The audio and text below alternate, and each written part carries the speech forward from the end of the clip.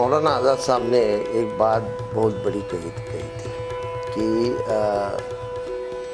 ये अपनी आज़ादी के एक नेता थे, लड़ाकू थे, जेल में बहुत सालों तक रहे, लेकिन उन्होंने कहा कि हिंदू मुस्लिम एकता ये सबसे अहम है। हिंदू मुस्लिम एकता के लिए अगर थोड़े दिन आज़ादी देर से मिलेगी तो भी चलेगा, इतनी उन्होंने उसको अहमियत दी थी।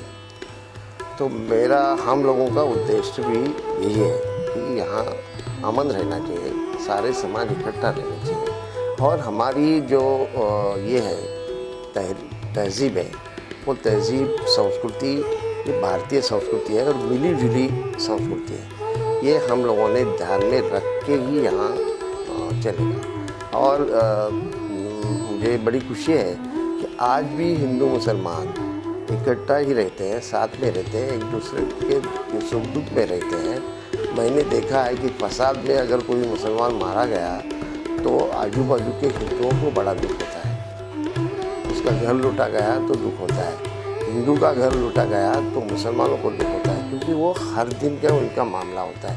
वो हर बात इस चश्मे से देखते नहीं कि ये हिंदू है या मुसलमान है। तो ये आजकल कुछ लोग जानबूझ के एक दरार पैदा करने का काम करते हैं, उसके हम लोग खिलाफ हैं। क्या उद्देश्य था?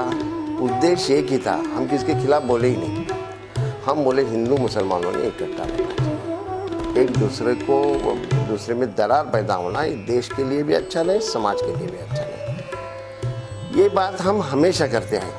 मौलाना आज़ाद विचार मंच के कार्यकर्ता, मैं खुद जहाँ भी महाराष्ट्र में ज़रा भी गड़बड़ होगी तो हम वहाँ कूद पड़ते हैं, समाज को इकट्ठा लाते हैं। हम उस वक्त किसने किया क्या किया उसमें जाते हैं। मुझे कभी कभी ऐसा लगता है कि इस तरह का काम अगर यहाँ होता गुजरात में, तो गुजरात में भी लोगों में आज भी एक दरार है, वो दरार नहीं रहती। दूसरी बात ऐसा है कि मुसलमानों में शिक्षा का प्रमाण बहुत ही कम है, उसमें भी चाइल्ड लेबर मुसलमानों में इतने बड़े पैमाने के ऊपर है। टोटल चाइल्ड लेबर के 78% मुसलमान बच्चे हैं। वो क्यों जाते हैं? बचपन से ही अपना बचपना भूल के, खेल कूद भूल के, स्कूल भूल के उनको काम क्यों करना पड़ता है?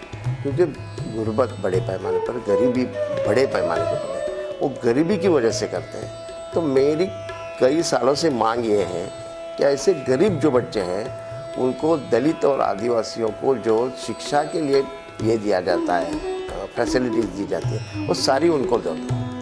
उनको आश्रमशाला या रेसिडेंशियल स्कूल में उनको रहने का इंतज़ाम कीजिए, उनको कपड़े लत्ते दीजिए, उनका खाना पीने का इंतज़ाम कीजिए और उनको पढ़ाने की जिम्मेदारी सरकार ने लेनी चाहिए। किसके भी अड़ोस पड़ोस में कोई भी मुस्लिम बच्चा अगर स्कूल में नहीं जाता होगा तो वो जिम्मेदारी हमारी, उसको स्कूल में भेजना, उसका सब देखना, ये काम हम लोगों ने करना चाहिए। जैसा अडॉप्शन करते हैं वैसे अडॉप्शन करना चाहिए स्कूल के लिए, कि वो ये जिम्मेदारी है। मेरे बच्चे पढ़ेंगे सीखेंगे इतना ही नहीं, बल्कि आजू बाजू के बच्चे पढ़ते हैं कि नहीं पढ़ते हैं, वो स्कूल में जाते हैं कि नहीं जाते हैं, ये देखने का काम भी मैंने करना चाहिए। तो ये बात हम करते हैं और इसके ज़रिए एक लोगों में एक ये लेने का, लोगों में बेदारी जागृति निर्माण करने का काम हम लोग करते हैं। ये है मौलाना आज़ाद विचार मंच का हमारा काम।